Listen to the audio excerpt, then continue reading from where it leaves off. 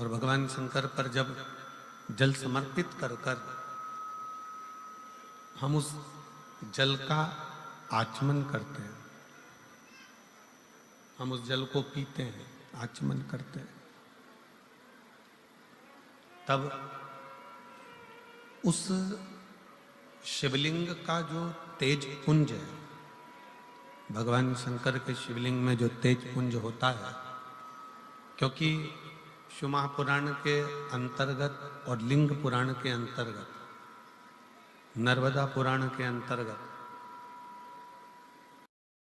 हमेशा कही गई है कि चाहे घर में जो शिवलिंग हो वो, चाहे तुम्हारे घर के पास में जो मंदिर हो उसमें जो शिवलिंग हो वो, या 12 ज्योतिर्लिंग, उपलिंग, ये जितने भी शिवलिंग विराजमान हैं, ये जितने भी शिवलिंग विराजित हैं, इन शिवलिंग पर जब हम जल चढ़ाकर उस जल का आचमन करते हैं तो उस शिवलिंग की जो ज्योति होती है, शिवलिंग की जो ऊर्जा होती है, शिवलिंग की जो एनर्जी होती है, शिवलिंग का जो बल होता है, वो बल हमारे भीतर भी उतरता है और हमारे रोगों को निवारण करता जाता है, हमारे दुखों को निवारण करता जाता है, हमारे कष्टों का निवारण करता जाता है, हमारे दुख, हमारी तकलीफें, हमारा कष्ट अपने आप समाप्त होते चले जाता है। 3 स्थान शिवलिंग पर वर्णित है कि ये 3 स्थान का जब स्पर्श करते हैं तो आप कितने भी रोग से ग्रसित क्यों ना हो, आप कितने भी रोग से घिरे क्यों ना हो, 3 स्थान का स्पर्श करने से आपको एक अलग से ऊर्जा प्राप्त होती है और आपके शरीर में कितना भी कंपन हो रहा हो, कितनी भी कमजोरी हो रही हो, कितना भी दर्द हो रहा हो, कितना भी कष्ट हो रहा हो, 3 स्थान शिवालय में शिवलिंग के जगह पर बताए गए हैं, उन स्थानों का स्पर्श करने से शरीर में एक ऊर्जा आती है, शरीर में एक बल उत्पन्न होता है, एक ऊर्जा आती है, शरीर के अंतर्गत एक ऊर्जा का संचार होता रहता है। अब उस शिवलिंग को अपन समझें, सभी लोग जरा स्मरण करेंगे। शिवलिंग के अंतर्गत 3 स्थान ऐसे बताए गए हैं जो हमारे को एक बल देते हैं, हमारे भीतर की एक ऊर्जा उत्पन्न करते हैं।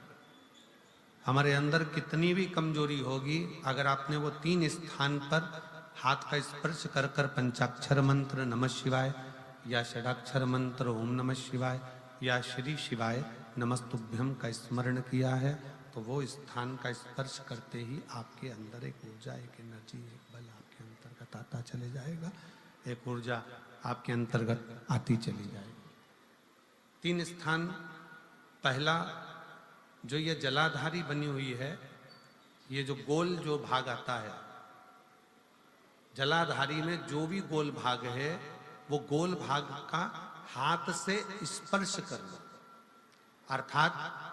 जो माता जी का हस्त कमल है पार्वती जी का, वो जो गोल जलाधारी है जिस पे शिवलिंग रखा हुआ है, वो गोल जला, ये जो चरण है जहां से पानी बहकर जाता है उस स्थान पर नहीं,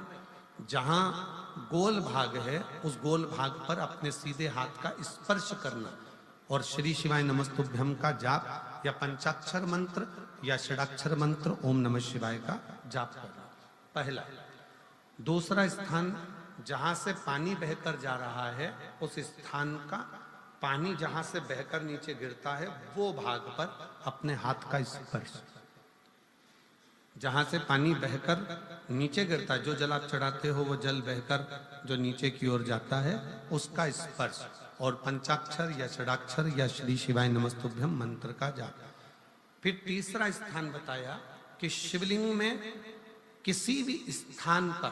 अपनी हथेली का स्पर्श, केवल हथेली का स्पर्श, उसमें उंगलियों का स्पर्श नहीं, केवल हथेली का स्पर्श। और पंचाक्षर या षडाक्षर या श्री शिवाय नमस्तुभ्यम मंत्र का जाप, ये 3 स्थान ऐसे बताए हैं कि आपके शरीर में अगर बिल्कुल भी इतनी एनर्जी नहीं है कि आप 2 कदम चल सकते हैं, तो शंकर के मंदिर में, शिवालय में जाकर ये 3 स्थान का स्पर्श करिए। मंदिर से जब आप बाहर निकलेंगे तो खुद के बल पर निकलेंगे, कोई आपको उठाने के लिए जरूरत नहीं पड़ेगी।